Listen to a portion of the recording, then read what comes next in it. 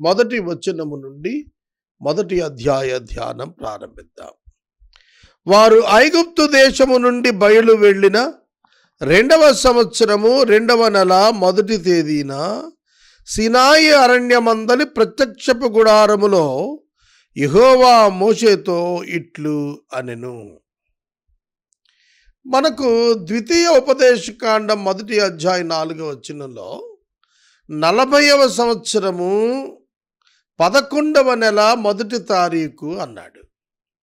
ఇక్కడ సంఖ్యాకాండం 1:1లో 2వ నెల మొదటి తేదీ 2వ సంవత్సరం అన్నాడు. అంటే సంఖ్యాకాండంలో మనకు సీనాయి అరణ్యంలో ఉన్నటువంటి ఇజ్రాయేలు 1 ఇయర్ అక్కడ ఉన్నారు. ఇజ్రాయేలీయులు సీనాయి దగ్గర 1 సంవత్సరం పాటు విడిది చేశారు. ఎందుకంటే అక్కడ దేవుడైన యెహోవా వారికి ధర్మశాస్త్రం ఇచ్చాడు. అలాగే ప్రత్యక్ష గుడారము నమూనా చెప్పి దాన్ని నిర్మింపచేశాడు. అక్కడ ఎందుకు దేవుడు అక్కడ 1 ఇయర్ క్యాంపెయిన్ చేయించాడు? ఎందుకు చేయించాడు అనగా, వారు కనానునకు వెళ్ళుటకు వారి ప్రయాణాలు ప్రారంభించాలి. ఆ ప్రయాణాలలో వారు యుద్ధాలు ఎదుర్కొంటారు. కనాను చేరిన తర్వాత కూడా యుద్ధాలు చేయాల్సి ఉంటుంది. వారి ప్రయాణపు కాలములో దేవుడైన యెహోవా వారికి ముందు నడవాలి.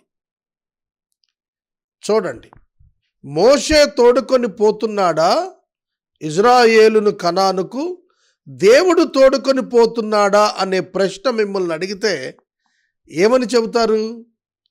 మోషే అని అందరూ చెబుతారు. కానీ వారిని తోడుకొని పోయినది మనిషిగా కనబడుతున్న మోషే కాదు, మోషేకి ముందుండి నడిపించినటువంటి యెహోవా. ఆయన ప్రత్యక్ష గుడారాన్ని ఏర్పాటు చేయించారు. ఆ ప్రత్యక్ష గుడారములో ఆయన సన్నిధి ఉంటుంది. ఆ గుడారమును వారు లేవీయులు ముందుకు తీసుకొని వెళతారు. ఈ ప్రత్యక్ష గుడారము యొక్క క్యాంపెయినింగ్ మనకు 3వ అధ్యాయంలో చెప్పబడింది. ఇజ్రాయేలు జనాంగం వారి ప్రయాణాలు చేయాలన్నప్పుడు అహరోను మోషేలు ప్రత్యక్ష గుడారము యొక్క ద్వారము ఎదుట ఉండగా, వారి వెనుక యోధా గోత్రం వారు వస్తూ ఉండగా, దేవుని యొక్క మందిరము యొక్క మూమెంట్ జరుగుతూ ఉండగా, ఉత్తర దక్షిణ పడమర దిక్కులుగా ఇజ్రాయేలు యొక్క గోత్రాల వారు ముగ్గురు చొప్పున, దాని వివరణ 3వ అధ్యాయంలో చెబుతాను, ఎక్కువగా ఉండగా వారి క్యాంపెయినింగ్ ముందుకు సాగుతుంది. అలా సాగాలి అంటే దేవుడు వారి మధ్యన ఉండి వారితో నివసించి వారిని తీసుకొని వెళ్ళాలి. గుడారము మీద ఉన్నటువంటి మేఘం పైకి లేచినప్పుడు వారు ప్రయాణం చేయాలి. మేఘం గుడారం మీద దిగినప్పుడు వారు నిలిచిపోవాలి. అది వాళ్లకు దేవుడిచ్చినటువంటి విధానం. వారి ప్రయాణాల కొరకు దేవుడు వారిని సిద్ధం చేస్తున్నాడు. ఇప్పుడు మనము మొదటి అధ్యాయంలో దేవుడి యొక్క ఆజ్ఞ ఐగుప్తు నుండి వచ్చినటువంటి జనాంగం యొక్క జనసంఖ్య. ఐగుప్తులో నుంచి 1 డేలో వాళ్ళు ప్రిపేర్ అయ్యి ఉన్నది ఉన్నట్లుగా చేత పట్టుకొని త్వరగా బయలుదేరి వాళ్ళు వచ్చేసారు.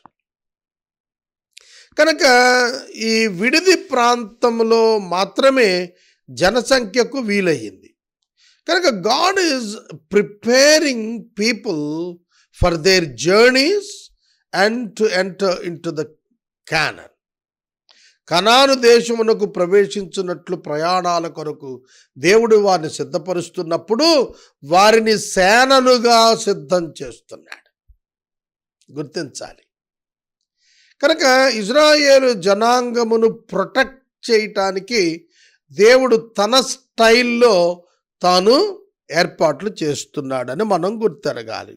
2వ సంవత్సరం 2వ నెల మొదటి తేదీన సినాయి అరణ్యములో వాళ్ళు ఉన్నప్పుడు సినాయి అరణ్యము నుండి ఇజ్రాయేలు జనాంగం వారు కాదేశుకు చేరారు. పారాను అరణ్యానికి వచ్చారు. వాళ్ళు కాదేశుకు వచ్చేటప్పటికి మనకు 13వ అధ్యాయం కనబడుతుంది సంఖ్యాకాండం. అక్కడ దేవుడు వారిని వెనకకు తిరిగి పంపించాడు. మీరు గమనించండి, సంఖ్యాకాండంలో సినాయి అరణ్యము మరియు పారాను అరణ్యము, మోయాబు మైదానములు, ఈ 3 ప్రధాన స్థలాలలోనే వారి గమ్యం సాగింది. మొదటి తరపు ఇజ్రాయేలీయులు కాదేశుకు వచ్చిన తరువాత వారి అవిశ్వాసాన్ని బట్టి వాళ్ళు మరలా తిరిగి వెనకకు పంపించబడ్డారు దేవుని చేత. ఇది 13వ అధ్యాయంలో దీని వివరణ కనబడుతుంది. దేవుడు వారిని వేగు చూచిన 40 దినాలకు ఒక్కొక్క దినానికి ఒక్కొక్క సంవత్సరం చొప్పున అరణ్యంలో వాళ్ళు రాలిపోయేటట్లుగా దేవుడు వారిని తోసివేశాడని వారు తెలుసుకునేటట్లుగా వారిని వెనకకు తిరిగి పంపించి ఆ పారాను అరణ్యంలోనే తిరిగేటట్లుగా చేశాడు. ఆ సందర్భంలో 2వ తరము ఇజ్రాయేలీయులను దేవుడు లేవనెత్తాడు. మొదటి తరములో లెక్కించబడిన 6,03,550 మంది, వీరిలో ఒక్క యెహోషువ కాలేబు తప్ప మిగిలిన వారందరూ కూడా అరణ్యములోనే చనిపోయారు. కనాను ప్రవేశించిన వారంతా యంగ్ జనరేషన్, 20 years అబౌవ్ ఉన్నటువంటి వారు. అంటే వాళ్ళు ప్రయాణం ప్రారంభించిన తరువాత పుట్టినవారు. 20 సంవత్సరాల కంటే ఎక్కువ వయసు ఉన్నటువంటి వారు అంటే ప్రయాణం ప్రారంభించిన తరువాత జన్మించినటువంటి వారు. కనుక మనం చూస్తున్నప్పుడు ఈ పాత తరమంతా కూడా 20 ఏండ్ల పైబడి లెక్కించారు కదా. అంటే అప్పటి బాలురు ఉంటారు. ఆ బాలురుని లెక్కించలేదు. వాళ్ళు కొత్త తరంలోనికి వచ్చేస్తారు. ఎందుకంటే వాళ్ళకి 20 ఏళ్ల వయసు పైబడి వస్తుంది కదా. కాబట్టి యంగ్ జనరేషన్ని దేవుడు కనానుకు తీసుకెళ్ళాడనేది మనకు అర్థమవుతుంది. కనుక దేవుని యొక్క ఆజ్ఞ మీరు చూడండి, ప్రత్యక్ష గుడారములో నుండి దేవుడు మాట్లాడుతున్నాడు. ఇది మనకు చాలా ప్రాముఖ్యమైనటువంటిది, మనం నేర్చుకోవాల్సింది. ఇశ్రాయేలీయులతో దేవుడు మాట్లాడుతున్నప్పుడు వారు దేవాలయములో ఉండి దేవుడు మాట్లాడుతున్నట్లుగా మనకు అర్థం అవుతుంది. మందసం పెట్టి ఆయన సన్నిధిని జ్ఞాపకం చేస్తుంది. ఈ ఓల్డ్ టెస్టిమెంట్ స్ట్రక్చర్ మీకు అర్థమైతే దేవుడు అర్థం అవుతాడు. దేవుని యొక్క క్రమం అర్థమవుతుంది. దేవుని యొక్క మైండ్ సెట్ అర్థమవుతుంది. దేవుని యొక్క స్టైల్ ఆఫ్ ఆపరేషన్ అర్థమవుతుంది. కనుక అందుకనే బైబిల్ ఓల్డ్ టెస్టిమెంట్ అంతా కూడాను ఈ ప్రత్యక్ష గుడారం చుట్టూతో తిరుగుతుంది. అందుకే సినాయి దగ్గర దేవుడు మోషేతో ప్రత్యక్ష గుడారాన్ని ప్రధానంగా నిర్మించమన్నాడు.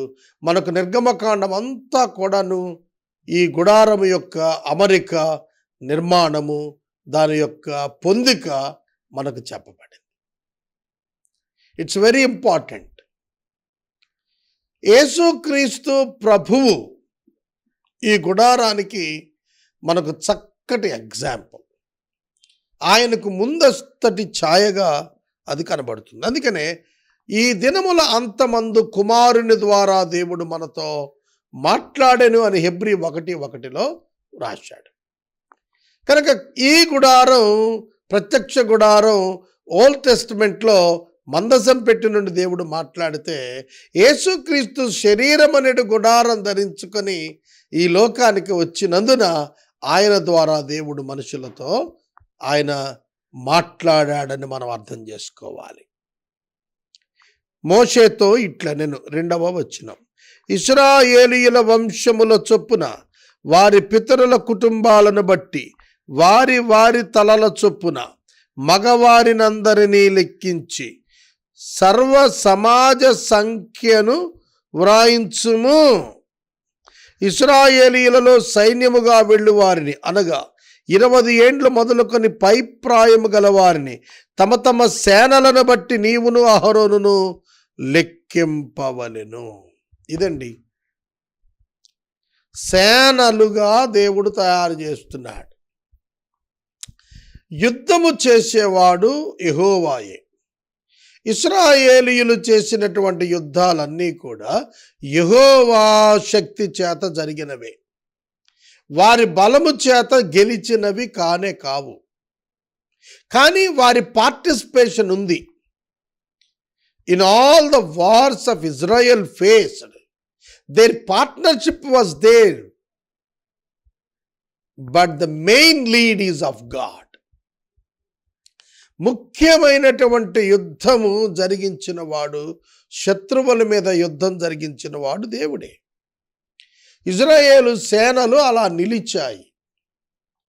అలా నిలుచుటకు to be the witness for God, for his glory, ఆయన మహిమార్థము సాక్షార్థము నిలుచుటకు సేన కావాలి. ఆ సేనల కొరకు ఇజ్రాయేలులో 20 ఏండ్ల పైబడిన 12 గోత్రాల వారిని లెక్కించమంటున్నాడు. మరియు ప్రతి గోత్రములో ఒకడు అనగా తన పితరుల కుటుంబములలో ముఖ్యుడు మీతో కూడా ఉండాలి. మొదటి జనసంఖ్య with the help of the elders of the tribes. ఒక్కొక్క ట్రైబ్కి ఒక్కొక్క లీడర్ను ఐడెంటిఫై చేయిస్తున్నాడు దేవుడు. మీతో కూడా ఉండవలసిన వారి పేర్లు ఏమిటి, అది కూడా దేవుడే డిసైడ్ చేశాడు. మీరు గమనిస్తున్నారా? God's style of work is very very very clear. దేవుడు ఏ పని చేయిస్తున్నా తన సేవకుల ద్వారా చాలా స్పష్టమైన సంకేతాలను, ఇన్స్ట్రక్షన్స్ను దేవుడు ఇస్తున్నాడు. ప్రతి గోత్రాల వారి యొక్క పేర్లు చెప్పాడు. రూబేను గోత్రములో షెదేయూరు కుమారుడు ఎలీసూరు అనేవాడు నాయకుడు. షిమియోను గోత్రములో సూరీషద్దయి కుమారుడు షెలుమీయేలు నాయకుడు. యూదా గోత్రములో అమ్మీనాదాబు కుమారుడు నయస్సోను నాయకుడు. ఇశ్శాకారు గోత్రములో సూయరు కుమారుడు నెతనేలు నాయకుడు. జబులూను గోత్రములో హేలోను కుమారుడు ఎలీయాబు నాయకుడు. యోసేపు సంతానమందు అనగా ఎఫ్రాయిములో అమీహూదు కుమారుడైన ఎలీషామాయు. మనష్షే గోత్రంలో పెదాసూరు కుమారుడైన గమాలీయేలు. బెన్యామీను గోత్రములో గిద్యోనీ కుమారుడైన అబీదాను. దాను గోత్రములో అమీషద్దాయి కుమారుడైన అహీయజరు. ఆషేరు గోత్రములో వక్రాను కుమారుడైన పగీయేలు. గాదు గోత్రములో దేయూవేలు కుమారుడైన ఎలాసాపు. నఫ్తాలి గోత్రములో ఏనాను కుమారుడైన అహీరా అనే పేర్లు వీళ్ళు సమాజములో పేరు పడిన వారు. వీరు తమ తమ పితరుల గోత్రములలో ప్రధానులు, ఇశ్రాయేలీయుల కుటుంబాలకు పెద్దలు.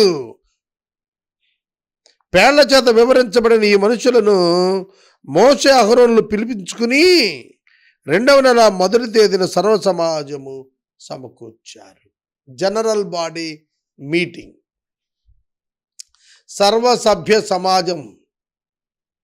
సర్వ సమాజము గ్యాదర్ అయ్యారు. General body meeting. And the leaders were declared by God and they accepted. చూడండి ఎటువంటి కమ్యూనికేషన్ దేవుడు ప్రజలతో చేస్తున్నాడు. దేవుడు ఎన్నుకొనిన నాయకులను ప్రజలు గుర్తించేటట్లు సర్వసభ్య సమావేశాన్ని మోషే ఏర్పాటు చేశాడు. 20 ఏండ్లు మొదలుకొని పైప్రాయము కలిగిన తమ తమ వంశాలను బట్టి తమ తమ వంశముల తమ తమ పితరుల కుటుంబములను తమ తమ పెద్దల సంఖ్యను తెలియజెప్పగా యెహోవా అతనికి ఆజ్ఞాపించినట్లు సీనాయి అరణ్యములో మోషే వారిని లెక్కించెను. ప్రతి గోత్రానికి దేవుడు ఏర్పాటు చేసుకున్న పెద్ద ఆ గోత్రములో ఉన్న కుటుంబాల యొక్క పెద్దల యొక్క పేర్లను బట్టి వారి వారి యొక్క వంశాల్లో ఎంతమంది 20 ఏండ్లు పైబడిన వారు ఉన్నారో లెక్కలు సేకరించుకుంటూ వచ్చాడు. అలా దాన్ని పూర్తి చేశాడు. పూర్తి చేసినప్పుడు 6,03,550 మంది వచ్చారు. ఈ 12 గోత్రాల యొక్క నంబర్స్ నేను చెప్తాను, మీరు చూడండి. 20వ వచనం, ఇశ్రాయేలు ప్రథమ కుమారుడైన రూబేను పుత్రుల వంశావళి 46,500 మంది. 20 ఏళ్ళు పైబడిన వాళ్ళు అన్నమాట. ఈ 12 గోత్రాల యొక్క సంఖ్య మనకు 20వ వచనము నుండి మనకు 46వ వచనం వరకు కనిపిస్తుంది. ఒకటే మాట ఇందులో ఉన్నది. ప్రతి గోత్రములో ఎట్లున్నదో మనం చదువుకుందాం. 20 ఏండ్లు పైబడిన ఉన్నటువంటి ప్రాయము కలిగిన వారిని, సేనగా వెళ్ళే వారిని సంఖ్యగా తెలియజెప్పగా రూబేను గోత్రములో లెక్కించబడిన వారి యొక్క సంఖ్య 46,500 మంది. గమనించండి, 46,500. షిమియోను గోత్రంలో 59,300. గాదు గోత్రములో 45,650. యూదా గోత్రములో 74,600. ఇశ్శాఖారు గోత్రములో 54,400. జబూలూను గోత్రములో 57,400. ఎఫ్రాయిము యోసేపు కుమారుని గోత్రములో 45,500. మనష్షే యోసేపు కుమారుడు 32,200. బెన్యామీను యొక్క వంశములో 35,400. దాను గోత్రములో 62,700. ఆషేరు గోత్రములో 41,500. నఫ్తాలి గోత్రములో 53,400. 43వ వచనం వరకు నేను ఈ 12 గోత్రాల సంఖ్యల యొక్క 20 ఏండ్లు దాటినటువంటి పురుషుల వివరాలు నేను చెప్పాను. ఇక 43వ వచనం నుండి 44వ వచనం నుండి చదువుదాం. వీరు లెక్కించబడిన వారు అనగా మోషేయు అహరోనును తమ తమ పితరుల కుటుంబములను బట్టి ఒక్కొక్కడుగా ఏర్పడిన ప్రధానులను లెక్కించినవారు. మోషే అహరోనులు ఆర్గనైజ్ చేశారు. పెద్దలను ఏర్పరచుకొని వారి కుటుంబ పెద్దలతో లెక్కలు తీసి ఒక్కొక్క పెద్ద ఇచ్చిన జాబితాలన్నీ క్రోడీకరించి కలుపుకొని కూడుకొని తెచ్చి సంఖ్యలు చెప్పారు. అలా లెక్కించినటువంటి వారి జనసంఖ్య, ఇజ్రాయేలు బయలుదేరినటువంటి సేనలుగా వెళ్ళిన వారు 20 ఏండ్ల పైబడి ఉన్నటువంటి వారి సంఖ్య లెక్కించబడినప్పుడు 6,03,550 మంది పురుషులు. ఇది ఇజ్రాయేలు కాల్బలం. ఇజ్రాయేలు జనాభా 20 లక్షల వరకు ఉంటారు, కానీ పురుషుల సంఖ్య మాత్రం 6,03,550. 500 మంది.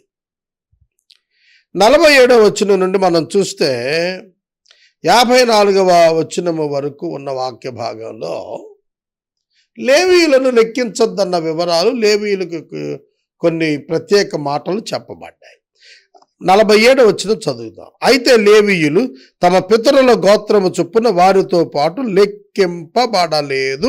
ఎలయనగా మోషేతో యెహోవా ఇలా సెలవిచ్చారు, నీవు లేవీ గోత్రాన్ని లెక్కింపకూడదు. ఇజ్రాయేలీల మొత్తానికి వారి మొత్తాన్ని నువ్వు చేర్చకూడదు. ఎందుకు వారిని ప్రత్యేకించుకున్నాడనేది అంటే దేవాలయము యొక్క పని నిమిత్తం. లేవీకి 3 కుమారులు, గెర్షోను, మెరారి, కహాతు. ఈ 3 కుమారులు, ఈ 3 కుమారుల వంశాలలో ఉన్నవారు మాత్రము ఇశ్రాయేలు జనాంగములో చెప్పబడినటువంటి ప్రతి కుటుంబములోని జ్యేష్ఠ సంతానమునకు బదులుగా దేవుడు లేవీయులను ఏర్పాటు చేసుకున్నాడు. కాబట్టి లేవీయులను లెక్కించొద్దన్నాడు. ఎందుకంటే జ్యేష్ఠ సంతానము దేవునికి చెందినది కనుక దేవునికి చెందిన జ్యేష్ఠులను దేవుడు లెక్కించటానికి ఇష్టపడలేదు. అందుకే ఈ గోత్రంలో ఉన్న వారిని వినాయించాడు, పక్కా పెట్టాడు. సంఖ్యాపరంగా కూడా ఒక 273 వ్యత్యాసం వచ్చింది తప్ప ఆల్మోస్ట్ ఆల్ అంతే. 22,000 మంది లేవీయులు, 22,000 మంది లేవీయులు లెక్కించబడ్డారు. 22,270 మంది ఇశ్రాయేలు ఒక నెల పైబడి ఉన్నటువంటి జ్యేష్ఠులందరూ కూడా లెక్కించబడ్డారు. జ్యేష్ఠులు లెక్కించబడ్డారు. 1 మంత్ దాటింది, జ్యేష్ఠుడైన వాడందరిని కూడా లెక్కించారు. లేవీయులు కూడా అంతే, 1 మంత్ దాటినటువంటి వాడిని లెక్కించారు. లెక్కించినప్పుడు ఒక 273 మంది లేవీయులు తగ్గారు. దానికి దేవుడు ఆల్టర్నేటివ్గా కొంత రుసుమును ఏర్పాటు చేసి లేవీయులకు ఇప్పించాడు. కనుక దీన్ని మనం 3వ అధ్యాయం ఇంకా వివరంగా తెలుసుకుందాం. లేవీయులను లెక్కించకూడదు, ఎందుకంటే వారు దేవునికి చెందినవారు. అనగా వారు ఇశ్రాయేలు జ్యేష్ఠపుత్రుల బదులుగా దేవుడు వారిని యాజకత్వానికి తీసుకున్నాడు. అది వారి సొత్తు, దేవుని సొత్తు. వాళ్ళకు దేవుడే స్వాస్థ్యంగా ఉంటాడు. వారికి కనానులో 12 గోత్రాలకే భూభాగ స్వాస్థ్యాలు పంచాడు, కానీ లేవీయునికి స్వాస్థ్యాలు ఇవ్వలేదు. పురములను నివాసం కొరకు వేరు చేసి ఇచ్చారే తప్ప స్వాస్థ్యాలుగా ఇవ్వలేదు. తర్వాత 49వ వచనం, ఇశ్రాయేలీయుల మొత్తానికి వారు మొత్తం చేర్చకూడదు. నీవు సాక్ష్యపు గుడారము మీద, దాని ఉపకరణాల మీద, దానిలో చేరిన వాటన్నింటి మీద లేవీయులను నియమించుము. ప్రత్యక్ష గుడారమునకు చెందినటువంటిది. సాక్ష్యపు గుడారం అన్నా ప్రత్యక్ష గుడారం అన్నా కూడా అదే, మందిరం అన్నా కూడా అదే. కనుక ఆ పని వారికి అప్పచెప్పు. వారే మందిరాన్ని, దాని ఉపకరణాన్ని మోస్తారు. మందిరపు సేవ చేస్తూ దాని చుట్టూ దిగాలి వాళ్ళు. మందిరం సాగేటప్పుడు లేవీయులే విప్పాలి, మరియు మందిరం దిగునప్పుడు లేవీయులే దాన్ని వెయ్యాలి. అన్యుడు సమీపిస్తే వాడు మరణశిక్ష పొందుతాడు. ప్రత్యక్ష గుడారాన్ని ముట్టటానికి దేవుడు జ్యేష్ఠ పుత్రులనే ఏర్పాటు చేసుకున్నాడు. జ్యేష్ఠ పుత్రులకు బదులుగా లేవీయులు ఏర్పాటు చేసుకున్నాడు. కాబట్టి లేవీయులు దేవుని సొత్తైన జ్యేష్ఠులుగా లెక్కించబడుతున్నారన్నమాట దేవుని చేత. కాబట్టి వారు మాత్రమే దేవుని యొక్క మందిరాన్ని, దాని ఉపకరణాలను మోయుటకైనా, తాకుటకైనా, నిలుపుటకైనా, తీసివేయుటకైనా వాళ్లే. మనకు దావీదు మందసాన్ని తీసుకొస్తున్నప్పుడు కొత్త ఎడ్ల బండి మీద తెస్తున్నప్పుడు ఆ మందసం జారింది. ఉజ్జా అనేవాడు గబుక్కును చేయి దాచి ఆ పెట్టి పడకుండా పట్టుకోపోయాడు. మంచి ఉద్దేశమే, పెట్టి పడకూడదనే ఆపబోయాడు. కానీ దేవుడు అతను మొత్తగా అక్కడే, ఉజ్జా చనిపోయాడు, పెరేజ్ ఉజ్జా అని అక్కడ ఆ స్థలానికి పేరు పెట్టి మందసాన్ని ఒబేదెదోము ఇంటికి తరలించి దావీదు ముఖ్య పట్టణమైన యెరూషలేముకు వచ్చేసాడు. 3 నెలల తర్వాత వెళ్ళి మళ్ళా దాన్ని తీసుకొచ్చుకున్నాడు. ఎందుకు అక్కడ ఉజ్జా చనిపోయాడు? ఉజ్జా లేవీయుడు కాదు. లేవీయులలో మళ్ళా ప్రత్యక్ష గుడార సంబంధమైనటువంటి ఆ అంశాలను తాకుటకు కహాతీయులకు మాత్రమే ప్రత్యేక అధికారం ఉంది. కనుక కహాతీయుడు కాదు ఉజ్జా, అందుకే చనిపోయాడు. కాబట్టి ఇట్స్ వెరీ డేంజరస్. దేవునితో చలగాటం ఆడరాదు.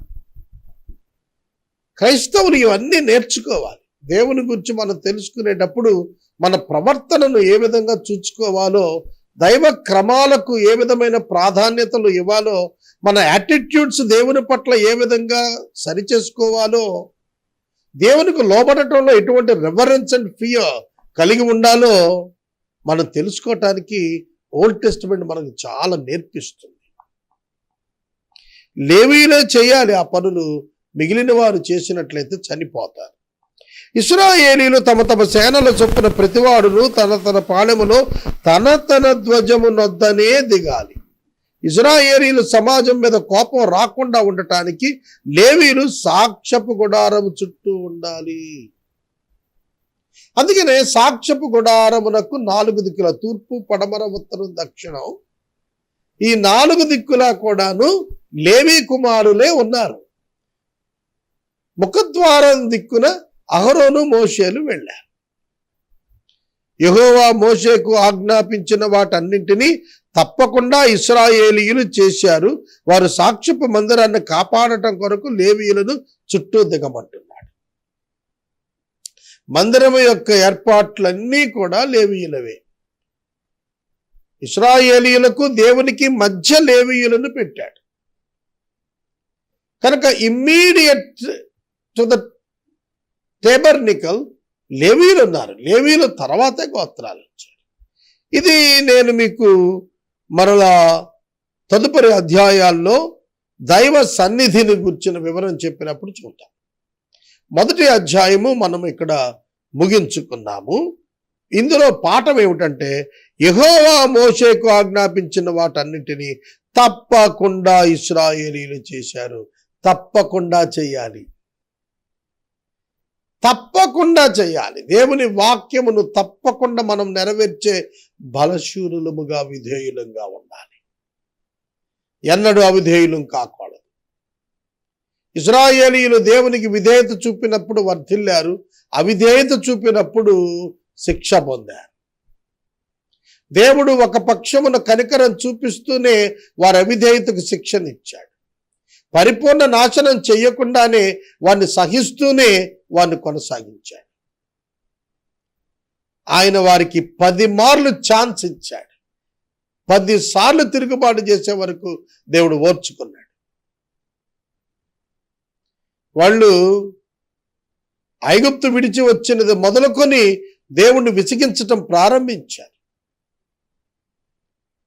మేము వెనక్కి వెళ్ళిపోతామని భయపడటం ద్వారా వారు డిక్లేర్ చేశారు. నిర్గమ 14లో మేము వెనక్కి వెళ్ళిపోతామని చెప్పి మోషేను తృణీకరించారు. అక్కడ నుండే తిరుగుబాటు, అక్కడి నుండే గొణుగుడు ప్రారంభమైంది. సంఖ్యాకాండానికి గొణుగుడు పుస్తకం, ద బుక్ ఆఫ్ గ్రంబలింగ్ అని కూడా పేరుంది. ఇజ్రాయేలు మొదటి తరం వారి యొక్క గొణుగుడును బట్టి వారు నశించినట్లుగా ఈ గ్రంథం మనకు తెలియచేస్తుంది. ఒక పాఠం మనం నేర్చుకుందాం. దేవుడు చెప్పినది చెప్పినట్లుగా చేయుటకు మనము నడుమ వచ్చుదాం.